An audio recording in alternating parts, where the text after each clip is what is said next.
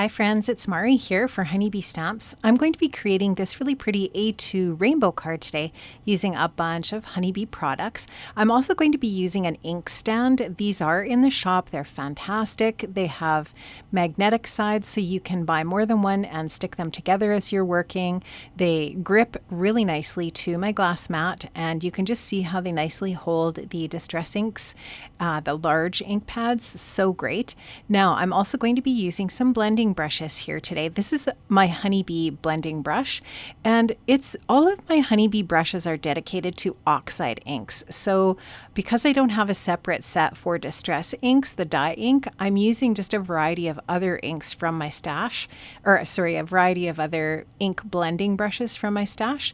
So I'm going to start off here with a blending brush with some Kitsch Flamingo. I'm blending that ink on. Now I'm blending on some saltwater taffy. Of course, you can see I'm going in rainbow order here and just really loosely blending these colors on because I am going to distress them with a little bit of water, and I'm also going to be covering this with a cover plate. So the blending didn't need to be perfect for this project. So this is some squeezed lemonade now. So you can just see I'm just picking that up with my brush and blending that on. And so just to go back to the blending brushes, I have some brushes dedicated just to dye inks and then a bunch of brushes dedicated to oxides, and I don't mix them together because I don't want to contaminate my dye ink with my oxide ink. So just a little point of, I guess, important information when it comes to your blending brushes and your ink pads.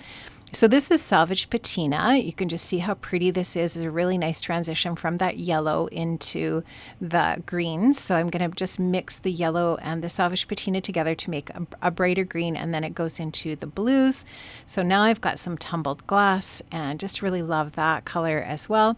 And I'll finish up with a little bit of Dusty Concord. And like I said, I don't really care if this is blotchy or if, it's not a perfect blend. It doesn't have to be for this technique. It can just be kind of a little bit rough. And I do go back with some of the colors and blend them together and do a little bit more blending, but not too much. I didn't spend much time on it at all. And just getting that Dusty Concord on there so you can see that. Now I'm going to just take my distress sprayer. I'm going to just hold it up above my card panel here and just gently spritz lightly. And then I'll just take my microfiber cloth and pick up any of the excess moisture there. And that's just going to give those little distressed water droplets on my panel, which I think looks really cool. This is the Garden Lattice cover plate from Honeybee. I love this. It's awesome. This is the Whimsical Spring Flowers dies. So I'm going to use those two die sets to create the details on my card. I'm going to use my Honeybee precision glue tube here to add some liquid adhesive on the back of my beautiful rainbow card panel here. I'm going to adhere that to a top folding portrait A2 size card base. I'm just going to go ahead and get that all adhered on there. Now I'm going to add my adhesive again to the Garden Lattice cover plate here, just on all the way around the border, and a few little dots here and there on those inside lattice pieces as well. I'll just take that and add that onto the front of my card here, just making sure that I'm getting that on there straight. Now I've die cut all of those really pretty whimsical spring flowers out of white cardstock, and I didn't, obviously you can see here, add any color to these at all. I just thought they looked really pretty and crisp and nice and white. And you can see that there's lots of little layering pieces with this set, which I think is totally fun. So there's some centers for the florals that you can lay in there, and it just makes the flowers look just even a little bit more dimensional. And I love that about Melissa's dies. She always does something a little bit special with her dies to make them just that much more interesting. And I love how the dies are also embossed so that you can see there's lots of detail on the florals. At least I hope that the video is picking that up. It just makes them look really cool. These would be really fun with some ink blending or out of color cardstock as well. And you can see that I'm laying some of them down flat just with regular liquid adhesive, and then others I'm popping up with a little bit of dimensional adhesive. If you do plan on putting these through the mail, or this type of card through the mail, and you don't want that extra dimension, then that's fine. You could definitely layer all of these pieces together just flat to each other. I just like that little bit of extra pop on the card. I think it just looks really nice. You can just see here, I'm just going ahead and having fun creating the little design for my project. So I wanted a little grouping of florals in the top left corner and another little grouping diagonally in the bottom right corner. And then I plan to put the sentiment in the center. A really simple and easy design, and definitely a go-to design for me. I think I've used this design like a ton of times before, but it just looks really fun, and you can use this design with so many different elements and so many different types of cards. So you can just see I'm finishing up here. I'm going to add some of the foliage around each edge of these little floral groupings, and I'm going to show you here when it's all finished up in this next clip.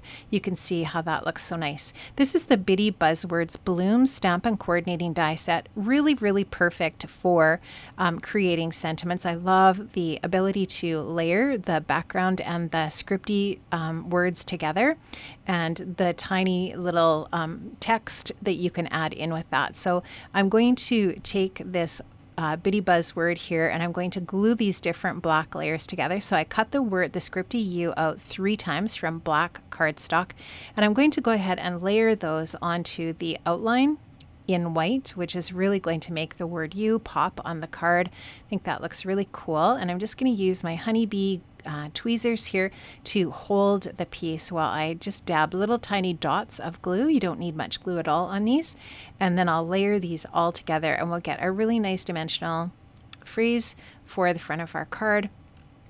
And I'll just place that on there, and just wherever there's just a little bit of excess glue oozing out, I'll just scrape that with my tweezers in that way. Love these tweezers so much. They're one of my most used tools when I'm making cards, and yeah, they're just really crucial for me in my making process when I'm creating. So here you can just see how nice and dimensional that's going to be for our card front. Just really like that black on the white, and I'm just going to finish that up, making sure it's all in place. I'm going to add a little bit of liquid adhesive on the back, and then I will go ahead and apply that onto that center area there of the card that I've left for the sentiment.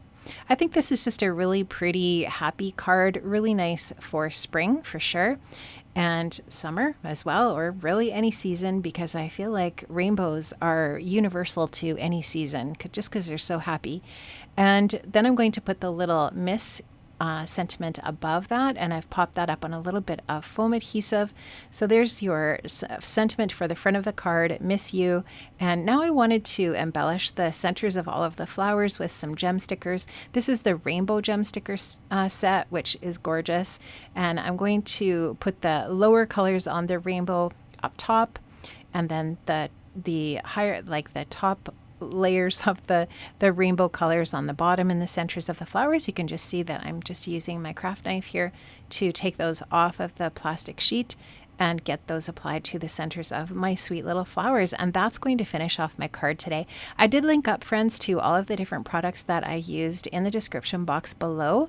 This is my finished card, and make sure that you check out Honeybee Stamps tonight for the brand new Birthday Bliss release. And I do have a video going live scheduled for tonight after the release goes live, so you can check that out too here on YouTube. Have an amazing day, friends. I'll see you soon.